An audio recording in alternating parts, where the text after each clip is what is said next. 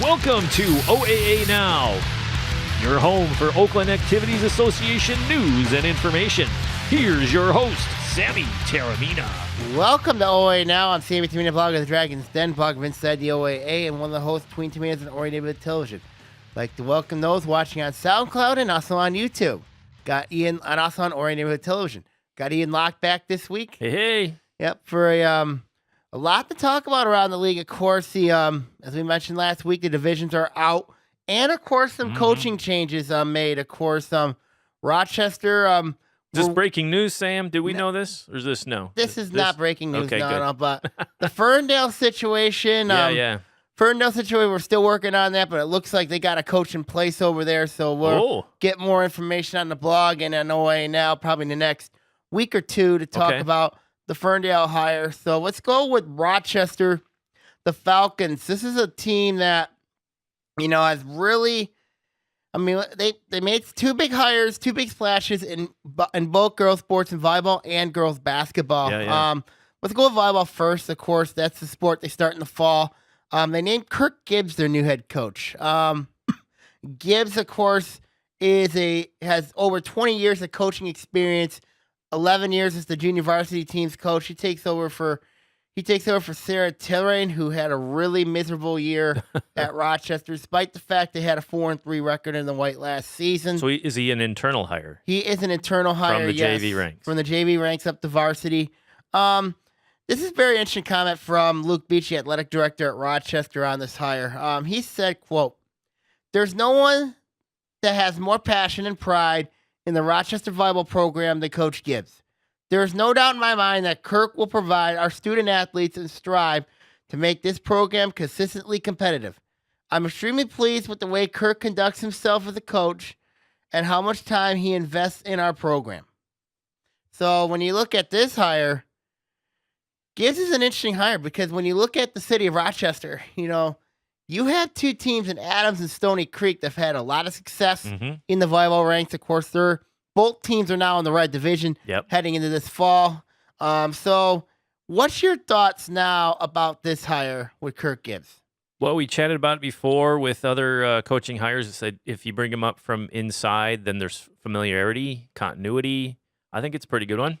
I think it fits. Well, when you look at this hire for Rochester, guy's experienced, so you can't deny that. Well, when you look at this hire, you got to look at Rochester's volleyball program. Of course, this is going to be the third coach in 3 years. Oh boy. So of course, Lauren Duquette, of course, was there 2 seasons ago. Of course, now she's the new head coach at She's the coach now at Birmingham Marion. Oh boy. Oh really? And then you look at Terrain, of course, having 1 year and then things not working out. Rochester's volleyball program really has struggled. And they have taken some monster hits. They have really, when you look at the other two teams in in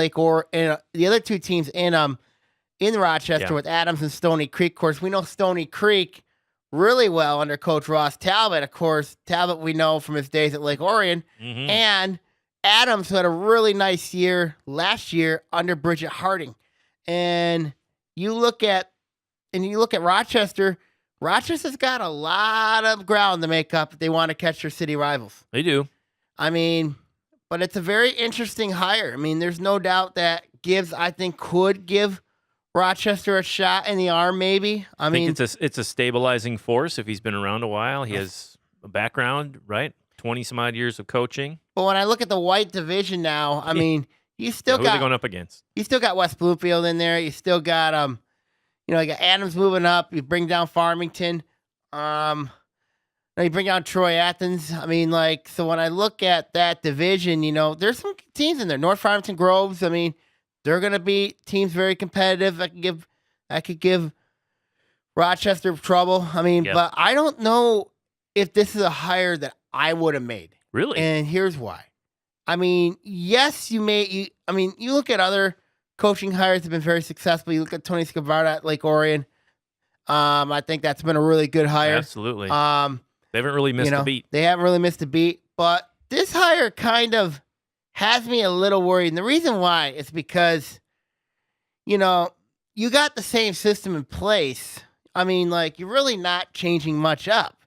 Okay. Basically basically and when I look at the other teams in that league, you look at West Bloomfield, you look at Groves, you look at and then of course you look at North Farmington, and then you look at Troy Athens. I mean, those are teams that Troy Athens has some experience coming in the red division, coming down from the red. Yeah. And then you have North Farmington's been up there, Groves has been up there, despite the fact they've been very limited. I mean, and I think Southfield's now coming up from the blue, so I think that's a very interesting dynamic. But I still got to look at my divisional realignment process. But I know for sure the red, I know the white, but the blue is a very interesting dynamic. But do you think the hire is more of he'll be around a while, and the turnover is not going to be as severe as, like you said, keep him around a bit? I don't know if the turnover is going to be there. I mean, it's an interesting hire to say the least. You got to look at it from a different perspective. If Gibbs is there for the long term, he's going to have to beat his city rivals. And of course the Rochester area, they have like their they have a city tournament, with them, Adams, Stony Creek, and of course Rochester Hills, Luther, and Northwest. Okay. Of course, and let's not forget Rochester. They had some trouble last year. Stony Creek, I think, won that city championship. They ended up winning a district title. Adams made it deep in the playoffs, but Adams made the playoff. I mean, made the district playoffs, but for Rochester volleyball to be relevant, they have to beat their city rivals. Yeah, they have to beat Adams. They have to beat Stony Creek. Those are the two teams that are ahead of you. And if you beat those two teams on a consistent basis, they're back. Yeah, they are back. But let's go from the girls' volleyball docket. Let's go to girls' basketball. Yeah. Of course, the longtime coach is now back at Rochester. Jeff Haney now is back, taking over for Al Pointer. Only spent 1 year at Rochester. Haney is a well-known name in the girls' basketball community. He's also currently a girls' golf coach. He's won 3 state championships. Wow. Very similar to Vance Kirkwood, of course, who coaches the boys' golf team. It's kind of odd that the golf coaches are the varsity coaches for basketball. I know. That's usually those are completely different disciplines. Mm-hmm. So now Haney. Hey, but if you're a good coach and good motivator, hey. Now Haney is officially back, taking over the sidelines. He had a 132-69 record in his, I believe, 8 years at Rochester, which included 3 district titles and 2 regional crowns. Wow. So he knows what he's doing. He knows what he's doing. And of course, very interesting comment from, of course, Haney's been around a while. Of course, he's also had successful stints coaching the junior varsity and freshman programs for both girls and boys basketball as well. So that's going to so he knows what he's doing, when you look at that system. And very interesting comment from Luke Beach, your athletic director. He said, quote, "We are thrilled that Coach Haney has chosen to return to lead our girls basketball program. Jeff's an outstanding coach and knows what it takes to lead a successful basketball program. He will demand the very best of our student athletes, both on the court and in the classroom. And anyone that knows Jeff will tell you that his teams are always prepared when they step onto the court." So, and I know Jeff Haney. I know what he brings to the table. He's a very good coach. I mean, he's going to get that thing turned around over there. Yeah. And Rochester, of course, not to mention, this is their 3rd coach in 3 years, as mentioned. Again, like volleyball. So what's in the water over there? Remember what I told you about the turmoil over there that Adam Sheldon had to go through? He made his players allegedly sign contracts for commitment. Really? He did, allegedly. Interesting. You don't hear that every day. And last year, under Pointer, Rochester went 2-19. 2-19. Oof. And they were 2-12 in the white. Now they're in the blue division. Of course, they're led by Tori Hawkins. That's their best player back. They're in the blue division. We talked about this last week, about the blue division calling it a recovery division. Yeah. If I'm Jeff Haney, and I'm in that division, it's an embarrassment because a couple years back, Rochester was in the red division. Mm-hmm. They were in the red. I mean, had some great teams. But now they are not in the but now, they've went on a downward spiral.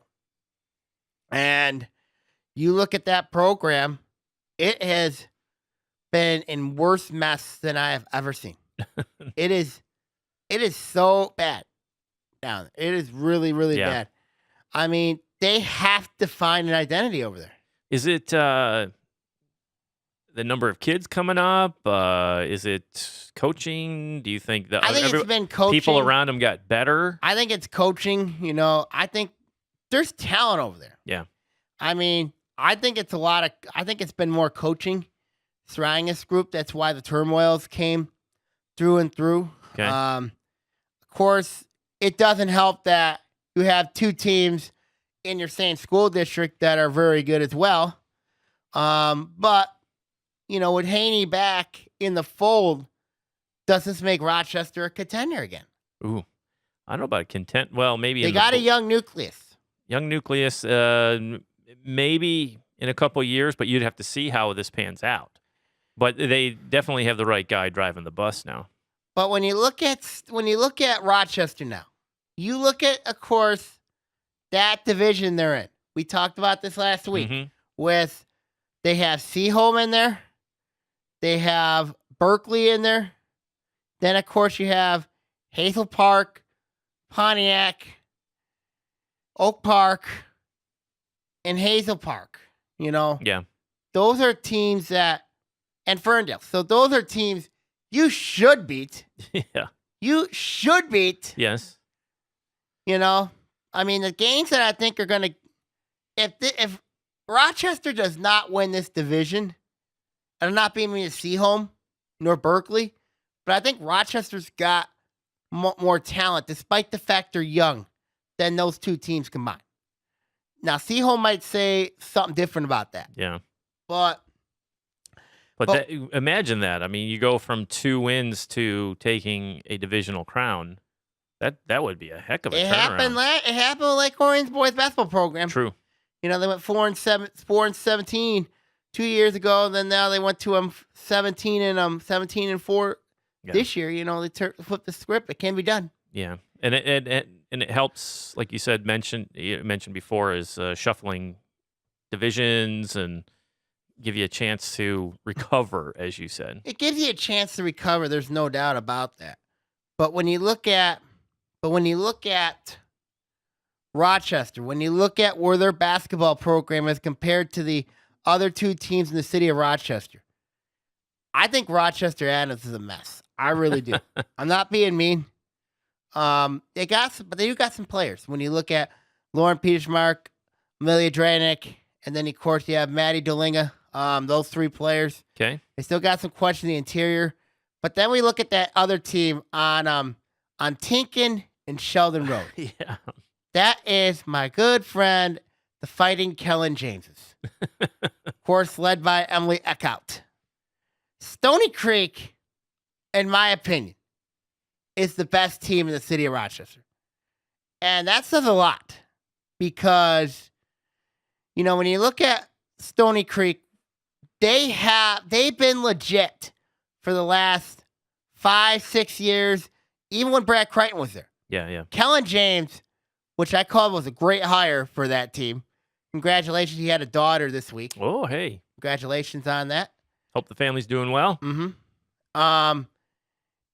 But I think for Stony Creek, for that, when they brought in Kellen James, when they brought him in from the JV ranks, that was a great hire there. And I think he's kept that Stony Creek tradition alive. Yeah. Now, yes, Stony Creek had a really tough year last year. You know what?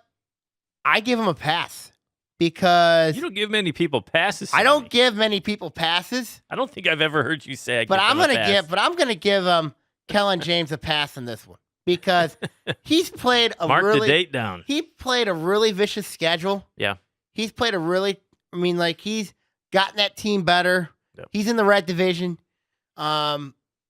Basically, he's got that team going in the right direction. Now, his talent may not be the best, but he knows how to coach with the talent he has.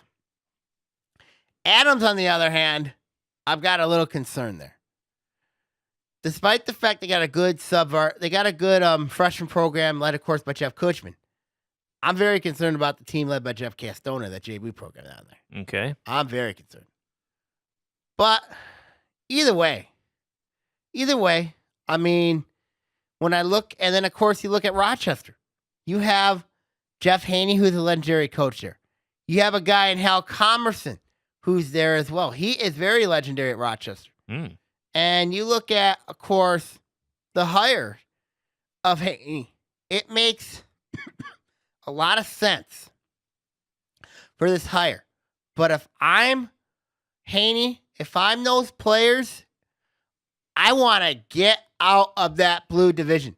I want out of that division because first of all, how are you telling me you're not getting any better? You know what I mean? You're playing those teams are beating up by 30, 40 points. You know, you got to play how long have they been in the blue? Rochester, they just went down the blue. Okay, so Devin Seaholm went down the blue. But Avondale, Farmington both came up to the white. With your eyeball test, I mean, it doesn't seem like you see them staying long. I don't see Rochester staying long. I really don't, because of that young nucleus they got. I mean, I really don't see how that this program, they have been so down for so long. It is not even funny with how that program has been. And you look at Jeff Haney, bringing him in there. He's going to turn that ship around. He is going to bring that ship back to where it is. And the reason why I see that happening is I know the guy. Okay. I know the guy. He's going to do wonders. You know, I could see maybe in about next 2 years, some tight games with Adams, tight games with Stony Creek. Yeah. I mean, you look at what Jeff Haney's going to do. He's going to bring that team back. He will bring that team back. He's going to make sure that that team is going on the upward and not spur to mediocrity. Yeah. And that's where Rochester's been the last 2 years, especially. And it doesn't help having 3 coaches. It doesn't help, you know, especially if you're a senior. Yeah, that's going through your third coach in 3 years. Yeah, that's tough. a bummer. It really is. I mean, because you look at Rochester, they won 2 games last year. 2. Just 2. Including an upset win against Troy last year. They upset Troy. And Troy's got not a bad team. They're not bad. When you look at players like Emily Olson, Athena Sampson, you know, well coached, and Simon Batto, I was shocked how Rochester beat him at Troy. I was at Troy. Oh, on the road too. On the road. I mean, that was shocking. Wow. I mean, somebody team, overlooking somebody. But maybe this team's got talent. They've got talent. I don't think they were coached right the last 2 years. And that's saying a lot, considering that where that program's been, where they have to go. They have nowhere to go but up. If they cannot make the move now, then they're not going to make the move anytime. Especially when you have a nucleus with that coming up, that freshman sophomore class they got. It should be a good thing for them. Yeah. I mean, you look at other teams, you know, like you look at other teams who are very young this year. You know, Lake Orion, perfect. They were a young team this year. You look at Bloomfield Hills, they're young. They were a young team this year. I mean, you look at, then of course, you know, those were 2 teams, for example, were young. Stony Creek even was a young team this year. True. I mean, think about it. You have a young nucleus, and I think, you know, I don't know if we give these AAU coaches a lot of credit. I don't know if we give the players the credit, but right now, by the looks of it, Rochester, I think, has got a lot of work to do if they want to be up in the echelons with the crosstown rivals, with the top teams, but they gotta beat the crosstown rivals first. Yep. They have got to beat the crosstown rivals, and especially they have to beat Adams for sure because they were just embarrassed by Adams. Really? And then when they played Stony Creek, they were embarrassed by them. Yeah, you don't want to be embarrassed. They gotta hunker down and get ready for those two teams. Hunker down and get ready for those two teams. If they don't, then they're in trouble. But those players have to change their mindset if Rochester is going to go somewhere. And I think they have a coach in place that's going to make them change their mindset. You know, when you look at Stony Creek, they have the right coach in place. You know, Kellen James. When you look at Adams, I believe they got the right coach in place right now, despite the fact that I'm a little concerned about our program. But I'm telling you, they have to beat the crosstown rivals. And they have to do it consistently. If they do that, they're back.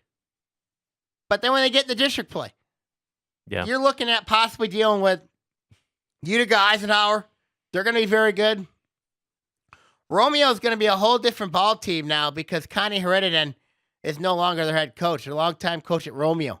She's now an assistant coach at Rochester College. Oh, wow. Yep. Big move. Big move for her. Congratulations. Longtime coach at Romeo, now an assistant at Rochester Community College.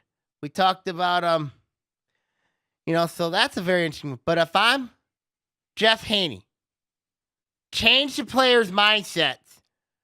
Get them believing that they can win to believing they can't, they will win. Yeah. And I know he's going to do that. I know he's going to do that. But if this team has like a downward extent, oh boy, that's not good. Yeah. Especially because when you look at the blue, I think it's Seaholm. I think it's Rochester Seaholm. Those are the two teams. And if anybody else, let's say if Rochester loses to like a team in the lower divisions as well, they should be ashamed of themselves. They should be. Now it's on the players. It has to be on the players. I don't care if you're young or not. This is now on the players because anytime you get a coaching change, it's on the players now to put the pressure on. You know, the pressure's on the players. It's how do you thrive? How do you thrive when the pressure's on? That's what I think this hire is for Jeff Haney. I personally like the hire, as you know. Do you think the pressure's really on them, though? You go from 2 wins to no expectations, so they can go in and play a little more loose. He can mold them the way he wants them to, and they have some time to get it going, especially if it's a young nucleus. Yes, but the division, though. Look at the division they're in. Yeah. That's a winnable division for Rochester. Rochester's a big school. Yeah. When you look at enrollment. I mean, for this team to say have no expectations. I'm going to say no. I'm saying lower. Because if you come off a 2-win season, you go, well, the only way to go is up. You don't expect them to win the division, but if they do, that's a huge bonus. Ian, this is a division they have to win. I'm serious. When I look at the division they're in right now, the division they're in, this is an opportunity for them to win this division. You know, because you got Seaholm there, Berkeley's there. I mean, but when you're talking in terms of the players, you know, thinking back to when I was a high school athlete or whatever, did we think of divisions? I was worried about the next game and practice. Do they have a narrower focus on what's coming their way? And the coach is the one that worries about the division. I think this is different now. You think so? I think this is different now. I think we're now in a culture in a society where anytime you think the players are more aware going, hey, we have a chance at winning this thing. Yes, and I think the players believe they have a chance they can win this division. And usually the coach that's there is going to say, hey, guess what? You do this, this, and this. You have a chance at doing this. Mm-hmm. And if I'm Jeff Haney, I'm playing the toughest schedule I could think of right now to get this team better. Because besides Seaholm, maybe Berkeley, there's nobody there that's going to give them any tests. There's nobody there. I mean, Ferndale's going to be young. Hazel Park's young. Pontiac, they still got Bellion, but they got no depth besides her. And then you have of course you have besides Seaholm and Berkeley, those are the two teams that give me. And in Oak Park, we know they're young, but they got no posts. Okay. No posts. So if I'm Haney, I'm scheduling tough. I'm scheduling tough non-conference. And of course, I heard a rumbling that now, rumor has it, Rochester and Stony Creek are going to be playing in the Crosstown Showdown at Oakland University this year. Ooh. So that'll be very interesting. Is that one of the first games, or is that in the middle of the season? Middle of the season. So that's going to be very interesting to see. Get them up and running and on a big old stage and give it a go. Absolutely. So it's title or bust? For Rochester, in my opinion, it's title or bust. Whoa. And that's saying a lot from a team that won 2 games. Because if that team does not win the division this winter, then it's going to be, then how can you develop a team for the next 2-3 years to get them ready? I think if they win the title this year, you could go up the white next year. That's how it works. And I think Rochester's got the talent to do that. Now, see people in Birmingham see them say, wait a minute, what about us here? What about us? You're not talking about us here? Well, you have a chance too, But the issue is, this is Rochester's division to lose. Wow. This is Rochester's division to lose. And I'm going to say that. I'm going to say that on there. Yeah, you did. And I said it on there. If Rochester does not win the Blue Division this year, they should be ashamed of themselves. Ashamed? Ashamed. Because that's a division. That's not overly harsh, is it? That's a division where it's gift wrapped. Despite Seaholm and Berkeley there, this is Rochester's division to lose.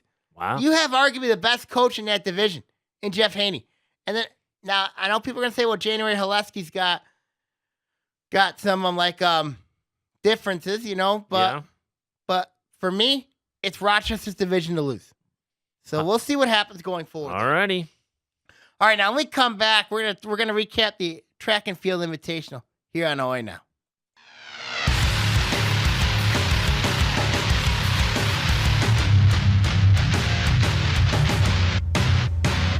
This is Lake Orion's own, the local voice. Call ONTV and get on air 248-393-1060. Let your voice be heard. Internet radio for all. Call ONTV and get on air.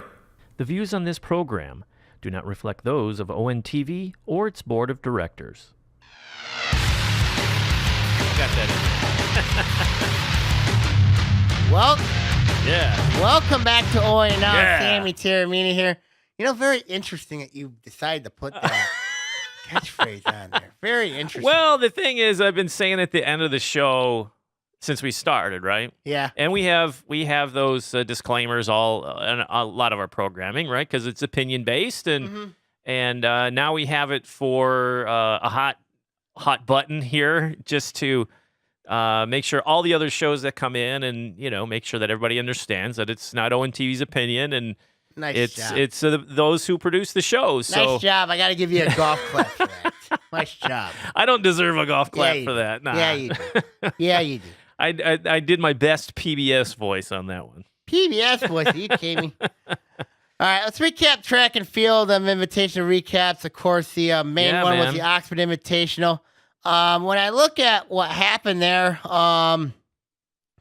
basically the boys went to Oak Park, girls went to Lake Orion. Let's recap the boys first. Because that was very interesting. Oak Park showing their will of domination. 114. Lake Orion only had 71 and a half. Yeah, and Waldeck Central 63.5 for third. Top 5. Let's just do top 5. While White Lake, Lakeland 63, and Oxford, good showing at 5th with 57. But when you look at recapping the event, Oak Park, what shocked me was I want to look at the shot put. Okay. Because Oak Park had a guy throw 47. I know 47-1, and you look at Oak there. Park, they rarely have a thrower. Yes. Who throws? I mean, like, because Oak Park, their strength has always been, in the sprinting relays, and of course the distance relays. Yep. So shot put. You're right. 12-pound shot. The finals, sophomore. Was it called Jaylene Barnett? Jalen Barnett. Yeah. 47-1 for Oak Park. What a fantastic throw. You gotta wonder if he's got the technique down. Well, he's got some down. Now, I didn't see. I had a couple I didn't see them.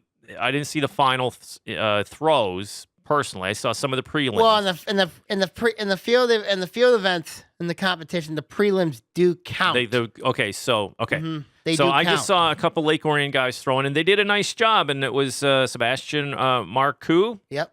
He did a 44-3, which is good for him. Best. That was 5th place, right? So points for Lake Orion. That was his best. But Oxford, that Barnett kid from Oak Park, taking down the beast. Rick Galbraith. Well, they have another one in Matt Krause, too. I mean, Matt Krause had a really terrible day in the shot. Ben Krause, the senior, 41-5. So he's back in 13th. But, it kind of reminds me how deep that field was, Oh, yeah. It was really deep. Well, it was close. I mean, the 3rd place was Joseph, was it Zinda or something like that? Warren De La Salle, 45-1.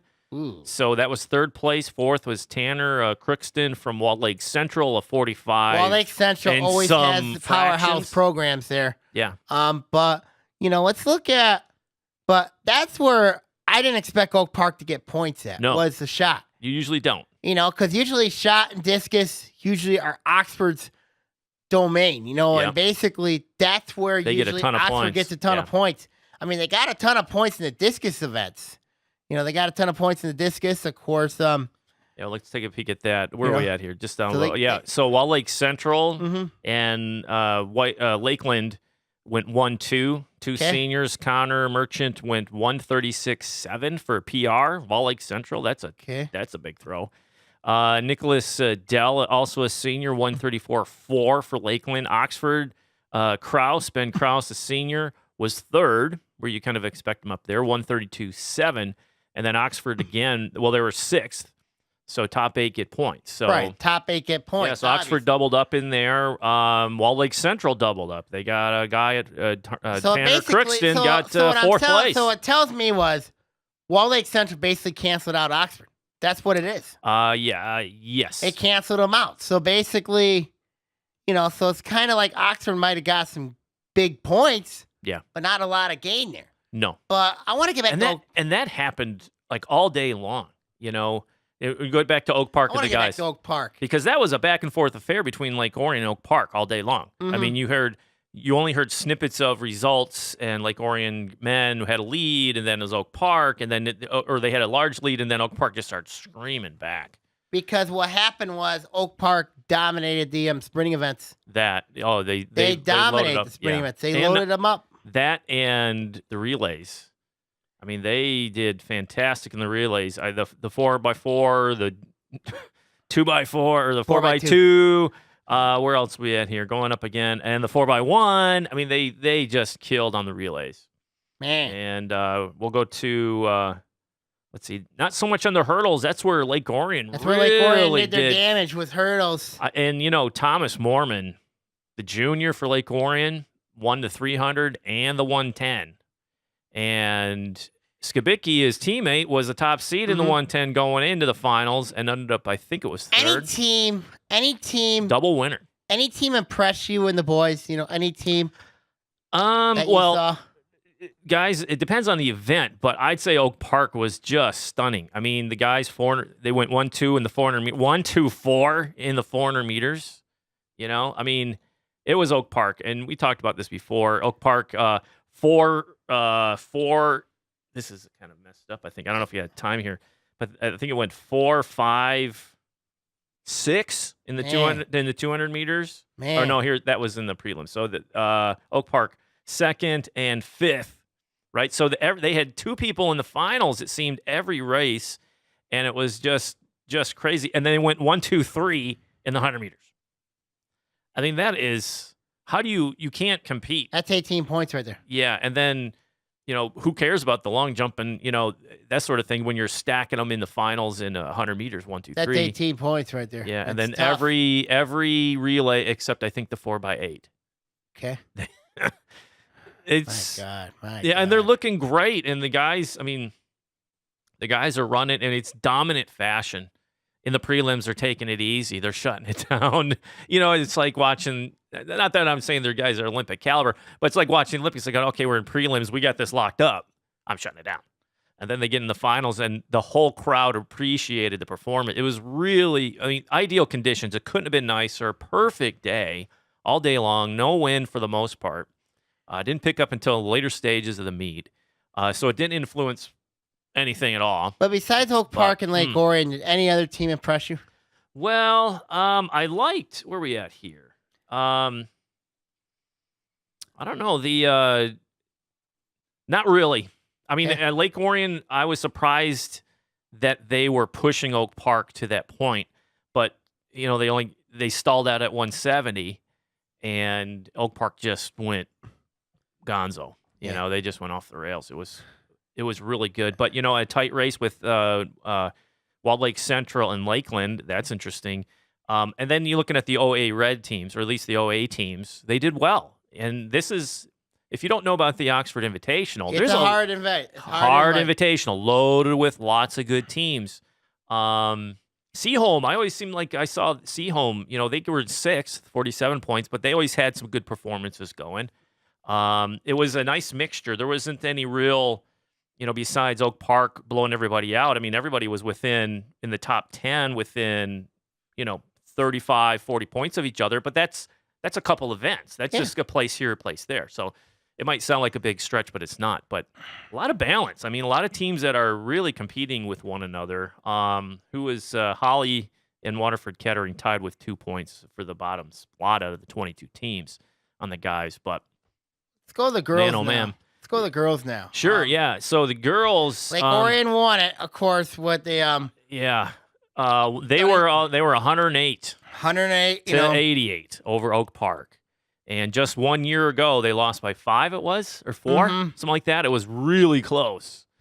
And Oak Park was ranked one of one of those teams that projected to win a state championship this year. This year. Oh. And Lake Orion's last 2 meets against the Knights and girls has had their number. On invitationals. So did they have them? Did Lake Orion defeat Oak Park last year? Not in the indoors. Okay, so I don't recall Lake Orion topping Oak Park unless it was at county last year, which I don't think that happened. Oak Park, I think, took county. But it started off with the 4x8, right? The early morning hours it started. And Lake Orion was second to Oak Park, but by 10 seconds. So you're like, oh my, that was a heck of a run by the 4x8 relay for Lake Orion. They set a school record. And if Oak Park wasn't there, they were less than a second, I think. Don't quote me on it, but I think it was about a second off the meet record alone. But that tells you how good Oak Park was in that 4x8. But Lake Orion came to play, and it was on display at that 4x8 at the opening gun of the first event of the day. And then what other teams besides Lake Orion, Oak Park you were impressed with? Stony Creek, Loopy Hills? Stony Creek, there's some individuals on Stony Creek, like their young distance runners, they were good. They were impressive. Seaholm. You always forget Seaholm because you're like, oh, Clarkston and their distance runners. Clarkston wasn't here. No. Seaholm is back on the distance side of things. McCardle won the 32 in, I think she was in the 10s, 10:57 or something like that. I can look it up. But she won the mile and the 32. I think she was injured all through the cross-country season, but she was back, and she really laid the hammer to Troy.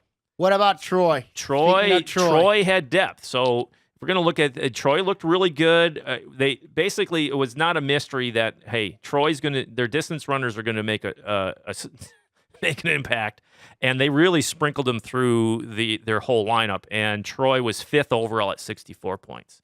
And then, of course, there's another one. There's another girls' team I've always had my eye on a lot, and that's been Bloomfield Hills, of course. We know about Lopez. Lopez kind of had an off day. I kind of keyed on her in a couple events just to see, like, the 200 meters and the long jump, because she's just a fantastic all-around athlete. And, of course, she scored in all those. But I was waiting. I thought she would be a little bit higher in the finals for the 200 meters just from what she was doing last year.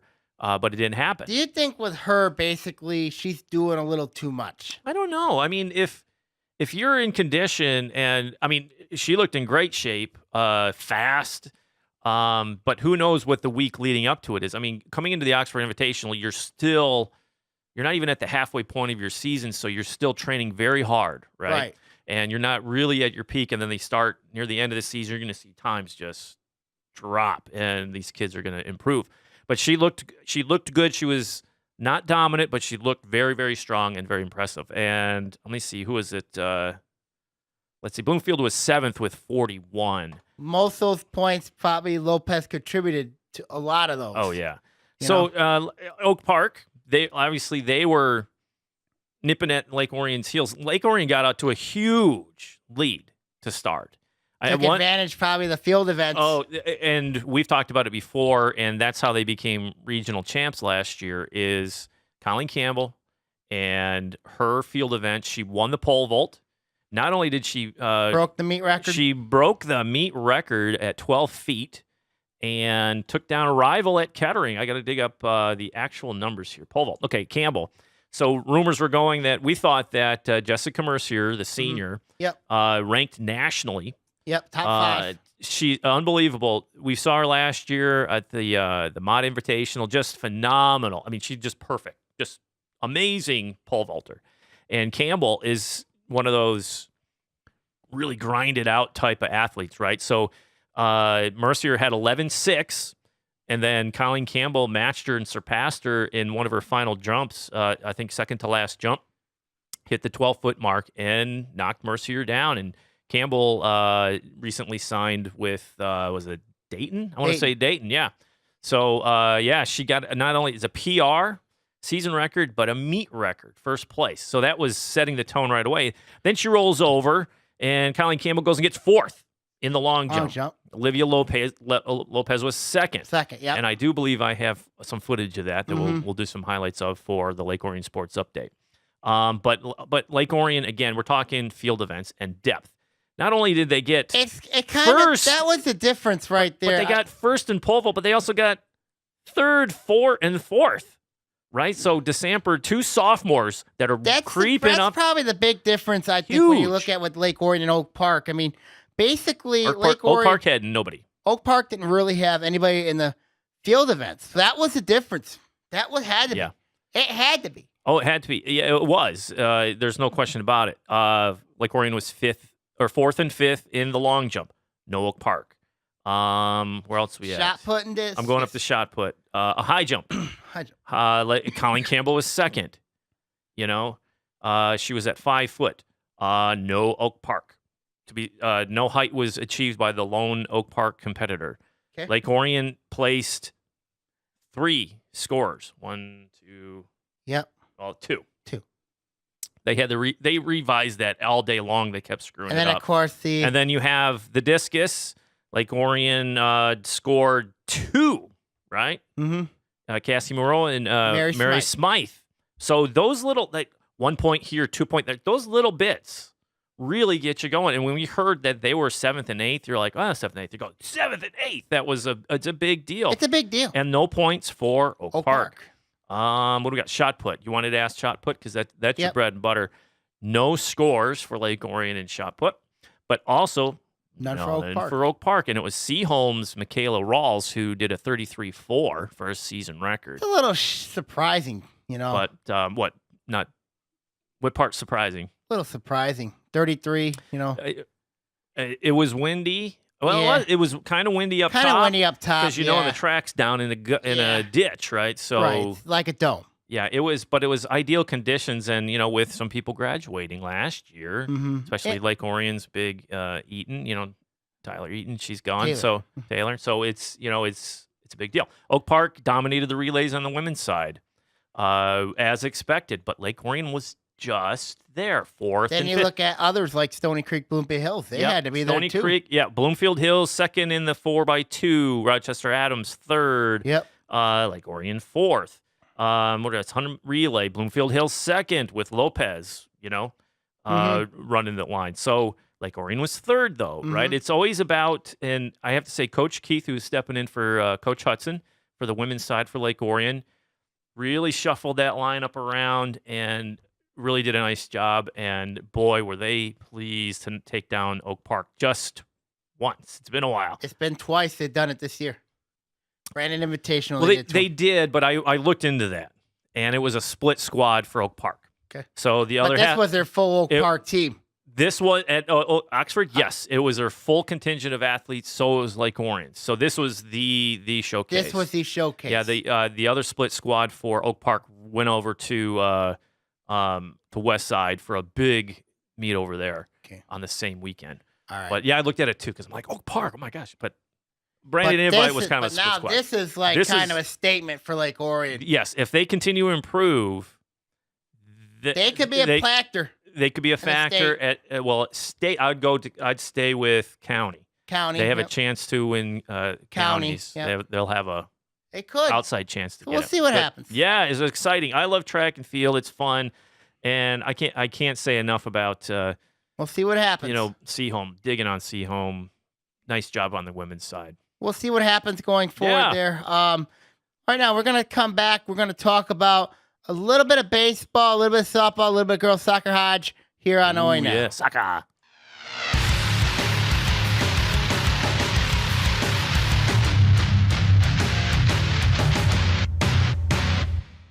This is Lake Orion's own, the local voice. Call ONTV and get on air 248-393-1060. Let your voice be heard. Internet radio for all. Call ONTV and get on air.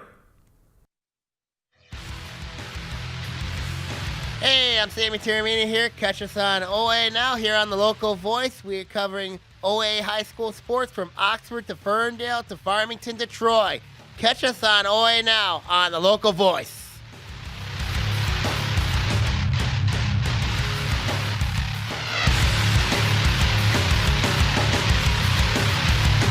Welcome back to Oaa Now. I'm Sammy Talks here with Ian Locke. World premiere of your promo, Sam. Just had to throw it in. Nice.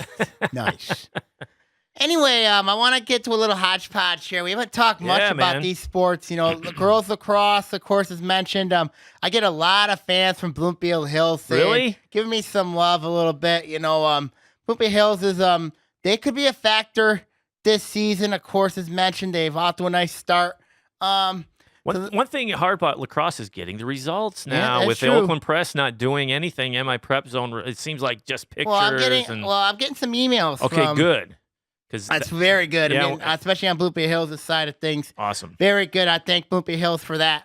Absolutely. A lot. Any input from the fans out there. The coaches are fantastic. Yeah. And then, of course, let's go to baseball a little bit. Baseball. They finally got on the field. I read the Detroit News earlier, a couple of weeks ago, and they said Rochester was the best team. Really? Supposed to be the best team in the OA. Okay. I have to disagree because I think there's a team on Scripps Road that might say otherwise. Oh, yeah, really? And you look at another one in Bloomfield Hills, that could be another team that might say otherwise. So when I look at baseball, obviously, I think Lake Orion's the best team in baseball. Really? In the OA. I really do. Because they got hitting. They got some pitching. Okay. Andy Sharrock knows what he's doing with that team. Without question. Even though Bloomfield Hills might be up in arms, but wait a minute here. I mean, what about us here? But I think if Lake Orion and Bloomfield Hills were to play each other, I think Lake Orion beats them. You think so? I do. Now, Bloomfield Hills did beat Oxford, though. They beat Oxford. Really? Oxford's not a bad team. In that one. So that's my thoughts on baseball.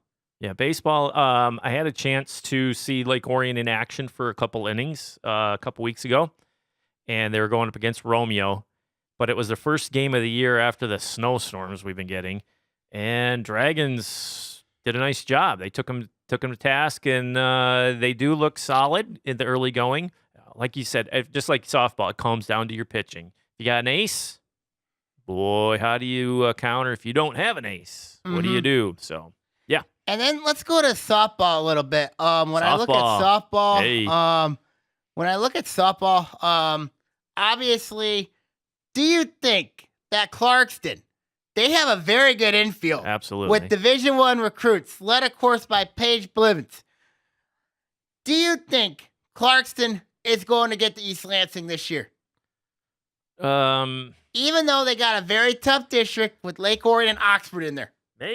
Well, maybe it's their year. I mean, they got football, they got basketball. Why not softball, dude? They're loaded with talent, like you said, and they come to play. They're always prepared. Yes. You don't see them lose games that they should win, and they handle their rivals well. They don't get rattled even on the road. So I'd say they have a better than, I'd say 70% chance to get to East Lansing. You think 70% chance? Yeah, because you never know. I mean, things can happen. You could run into a buzzsaw. You never know. You can run into Somebody team could that can upset you. Yeah, someone can get hurt. Right. It's a long season. I mean, and then, of course, let's go to girls soccer. Hey, before we go to soccer, big game tonight, though. Yep. Lake Orion, Clarkston. Yep. Undefeated No, both Lake teams, Orion right? Groves. Lake Orion Was it Groves. Lake Groves? Oh, I thought you said it was Clarkston tonight. No, Clarkston, Lake Orion softball. Yeah, that's what I'm talking about, softball. Yeah, so that softball will be a big game there for them. Yes. I mean, so that'd be very interesting. I still very concerned with Lake Orion's pitching. I haven't seen them. We'll see them tonight. They can hit. They've always been big hitters. They can hit. Yeah. Question is, can they pitch? Who's their ace? I had no idea. But we'll see. Coach Whitaker will have them ready. Let's and go then to soccer. Let's go to soccer. Of course, big game tonight. Another game. Best team in the state is Grand Blanc. You know, Grand Blanc to me, very good. Always been very good. Yes, they just got them. But the best team in the OAA is Stony Creek. When you look at the Cougars, I mean, they're always well disciplined. Very young team this year. Of course, they do have, they have Emily Eckhout, as mentioned. She plays girls basketball. And also Megan Silk, who I call a pest a lot. But that's a good thing. Mm-hmm. But, but they got some sophomores who are freshmen that are performing along with some juniors as well. Yeah. But always tough team, Stony Creek. Creek is always a tough team. But the second best team here is Birmingham Seaholm. Yeah, they were in the blue last year, went up to the white. They're doing very well. Very senior heavy team this year. They got down there in Birmingham. I mean, so it'll be very interesting to see what they got. They got a lot of juniors on that team as well. So, but a lot of good soccer players around this area, man. And then, of course, the next team is Bloomfield Hills. I mean, actually, Adams. I mean, when you look at Adams, they got some talent on that team as well. So, and they're the defending red champions. So Adams is another one. Yep. You got to look at. And Bloomfield Hills is right there, too. Bloomfield Hills is having a really nice year. Really nice year. You got a record on them? Currently right now they sit at 13-3-1. Dang. They just won the other night against Troy Athens 4-0. Wow. And then of course I'm looking at the top 50 teams here released by our good friend Dan Stickrat, Cool. Troy Athens comes in ranked 23rd on that list. Of course, they played Lake Orion earlier in the year, had to survive that one. Yes. Literally. I mean, they got a young team as well. And then, of course, I'm looking down the top 50 list that Dan Stickrat made. Rochester ranked number 30th out of that list. Of course, they got a very young team as well. And then, of course, Troy ranked 32nd. Troy's always tough. Despite the fact they're 500 right now coming in. Oh, boy. 8-8-4. Really? Yeah. That's surprising. It is. Really is. And then, of course, still looking down this list here, basically that is all the OA teams, but other teams to watch. Of course, Clarkson was mentioned, despite they've had a rough start to the year. Lake Orion is mentioned. Whoa. Chris Corteg's done a really nice job with that team. Farmington's another one that's been mentioned as well. So 3 teams on the other teams to watch list in Division 1. Division 2, Avondale's on that list. Avondale, they got a nice team there, of course, in Division 2. And then, of course, nothing much in Division 3, 4, and Division 4. So when you look at the teams here, the big one in the blue tonight's Lake Orion and Groves. That's for the blue championship. So you keep saying that, but it's technically not, right? I mean, there's a lot of games to be played. There's a lot of games to be played, but you feel it's that wide open. It's that wide open. Wow. And then, of course, the white, it's be very interesting to see what happens there. And then the red, I still think it's going to be Stony Creek that takes that division. Yeah. So very interesting to see what happens coming out. Soccer's, for the Lake Orion perspective, we just had a game that will be airing tonight on ON TV at 7 p.m. against Summit Academy. Lake Orion took on Summit Academy. And I know how that dropped a tough one, 2-1. A goal was disallowed at the late stages, called offsides, questionable.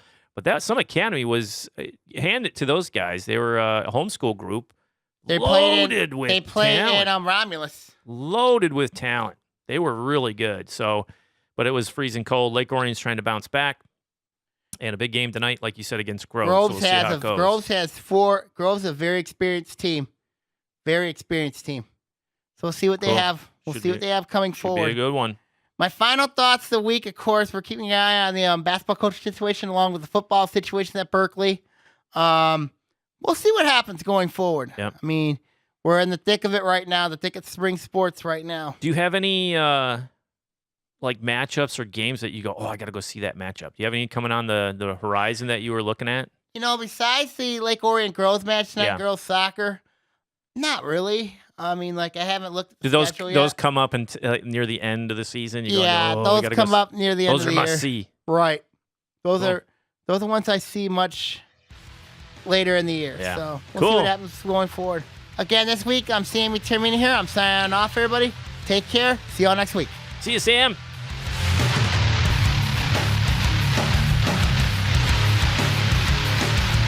Oaa Now is produced by Sammy Talks.